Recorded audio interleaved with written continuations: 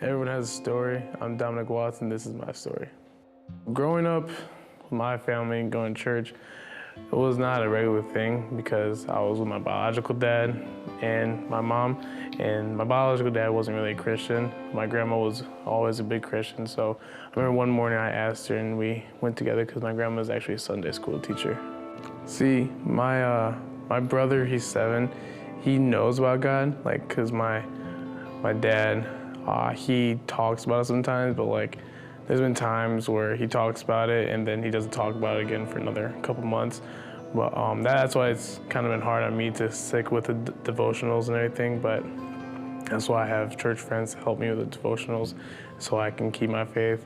And I do invite them to church sometimes, but sometimes they say yes, and other times they don't really say. Middle school, I knew God, but I wasn't really close with God. I went to youth group more just to see my friends instead of actually pay attention with the word. So I remember there was a verse in Psalm 143 that said, was saying how to hear my prayer and don't judge me. I know you judge everyone else, but don't put me in the grave. And I felt that because I feel like he was anxious and about how I get sometimes. And I just really felt how he was feeling at that moment. That was the first time ever since I've been in youth group that I ever felt a verse hit me that hard before. And I could just completely understand. I felt like he was actually talking to me, saying everything's gonna be okay. Just rely on him. That really hit hard to me.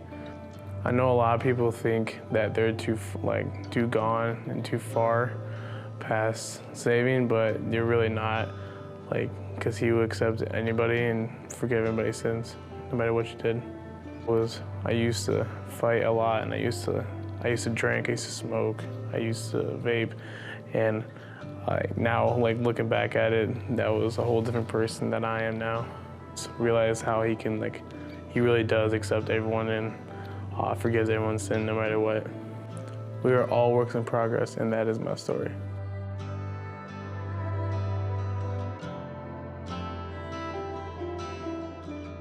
Hi, my name's Kenji Dumas. I guess it's hard to say what's my earliest memory of church, because I never went really to church. After I got older, then I never really wanted to go, even when it was 5th grade, and then we started growing up just through elementary school, then we're it's not really our thing. Then I came one time during Easter, and that was actually my first time being here. And I was just ooh, I get to dress up, you get to look nice on Easter. And whenever I came in middle school, I used to come, like I said, just for the games, because that was fun. And that was the only time I really decided on coming. My friends pushed me a lot to come though.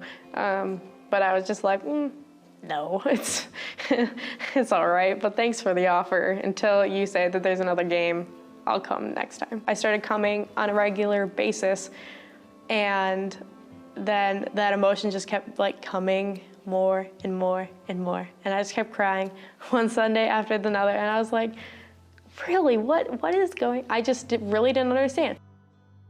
Whenever I come to youth group or church, I know I can always be confident with who I am, and honestly, I owe that all to him, because otherwise, if that crying and that hurt never happened to me, I wouldn't be where I am today, be just so thankful every single day. And I know that's him looking after me every day. Yeah, and just praising him and only him is just something that I just really can't put into words, because it's really hard to explain. Instead of maybe a little bit twisty, I'd be far off the trail.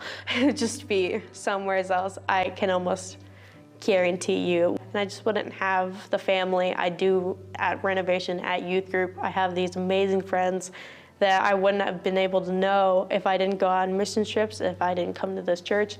I wouldn't have a great family bond because at the time I was in my room all the time and I didn't want to talk to them and I was very distant. And ever since I've been coming here, I was like, I need to make my family not only a priority, but just like part of my life again, because I was going so far off the track. I just needed I needed that way big push to be back on where I needed to go. Yeah. Everything that I have is because of him. And like, every decision I've made, every thing that I have done, it's all because I feel like he has given me like the way to go. He's always there, period.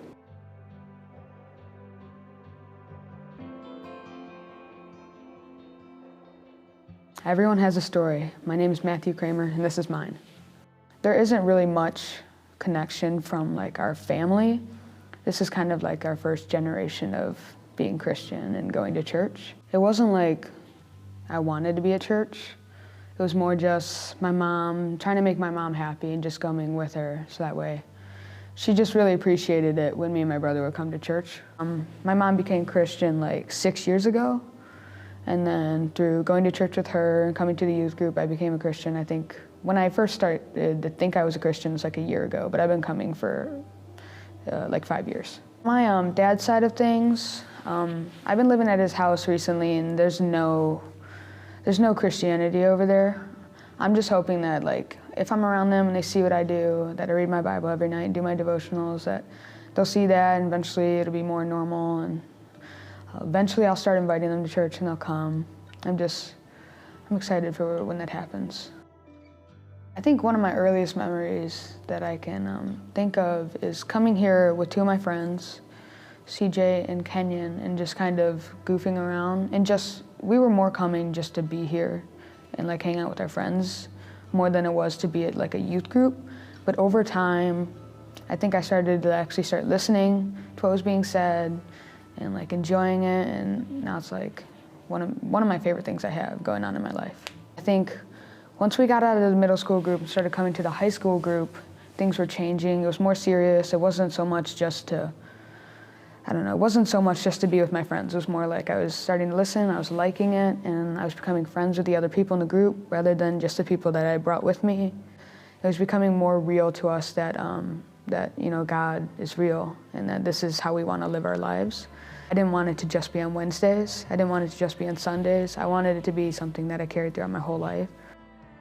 Yeah, I think there was a time where I was like, I didn't have a bunch of friends and I was praying about it. I was like, one of the first things I ever remember like continuously praying about and wanting from God. And I was praying about just like a community of friends where I could just feel, happy, just and loved. And I think that's when the youth group started to get really real for me. And it took me a while, but I realized it was God who did that. I was praying, and I was like, well, that was God. Sometimes you pray for things, you don't see that he did that until like after. I think that moment was like kind of when I realized God is actually doing stuff in my life, and it's not just him. It's not just a belief I have, it's a truth. It's like something that I actually believe to be true. I think most of the change has happened very recently, and just taking my faith seriously more than just it being the kind of thing where I think about like an hour after church. It's not so much just a hobby, it's like a life now. It's just, he's at the root of all of it. And God's just like, I've always believed in a God. Even before I was like Christian, even when I was like little, I've always thought like, well, there has to be like a God of some sort.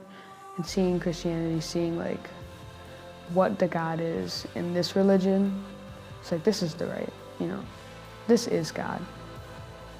We are all works in progress, and this is my story.